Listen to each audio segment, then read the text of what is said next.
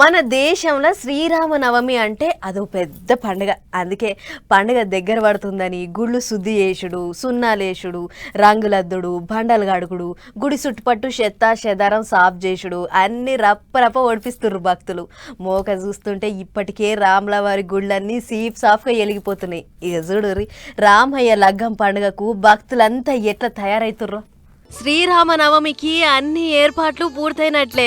ఊరు వాడ పల్లె పట్నం అనే తేడా లేకుండా అన్ని రామ మందిరాలు కొత్తగా ముస్తాబైనాయి. రంగురంగుల బుగ్గలల్లో ఎలిగిపోతున్నాయి రామ మందిరాలు. ఇట్లనే సంగారెడ్డిపట్నం రామ్నగర్లో షై పార్టీ పెద్ద లీడర్ జగ్గన్న సారు శ్రీరామనవమి ఏర్పాట్లు మా ఘనంగా చేస్తుండు. ఎండ కొట్టకుండా టెంట్లు, ఉడకబోయకుండా కూలర్లు పెడుతున్న జగ్గన్న దర్శనం చేసుకున్న భక్తులందరికీ ముత్యాల తలంబ్రాలు అందించే ఉపాయం చేస్తుండు. ఎంత పెద్దోళ్ళొచ్చినా సరే లైన్ల నిలబడ్డ భక్తుల దర్శనాలే ముఖ్యమని మాట్లాడుకొచ్చిండు. ఇక ఇదిట్లుంటే ఇటు హైదరాబాద్ పాత బస్తీల తిరిగిండు కమిషనర్ సజ్జనార్ సారు.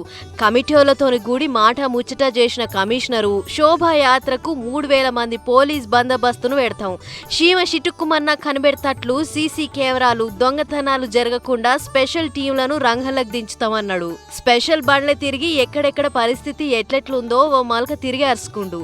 ఇక బాగంబర్పేట కూడా అక్కడి కమిటీలు కరపత్రాలు వంచిర్రు. ఇల్లు తిరిగి రాములోరి కళ్యాణానికి తప్పకుండా హాజరుపడాలి. అట్లనే ఎంసీహెచ్ గ్రౌండ్ కెంచి కాచిగూడ వీరాసవర్కర్ బొమ్మ దాకా జరిగే శోభాయాత్రల అందరూ పెద్ద పెట్టున పాల్గొనాలి అని స్వాగతం పలికిర్రు.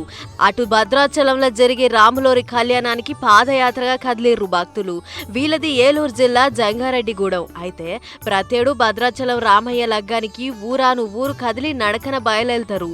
కీర్తనలు భజనలు చేసుకుంటూ పోతుంటే తొవ్వ పొడుగు తాళ్ళీళ్ళు, సల్ల ప్యాకెట్లు, నీళ్ల ప్యాకెట్లు, నాస్టా పెట్టి ఆకలి దప్పులు తీరుస్తారు. గిట్ల 4 గొద్దుల పాటు పాదయాత్రగా పోయి సీతారామయ్యలను దర్శనం చేసుకుంటారు. మొత్తానికి 2 రాష్ట్రాలలో ఎక్కడ చూడు రామ మందిరాలు కలకలలాడుతున్నాయి. మరిగా కళ్యాణం ఇంకెంత కమనీయంగా అవుతుందో ఏమో చూడాలి.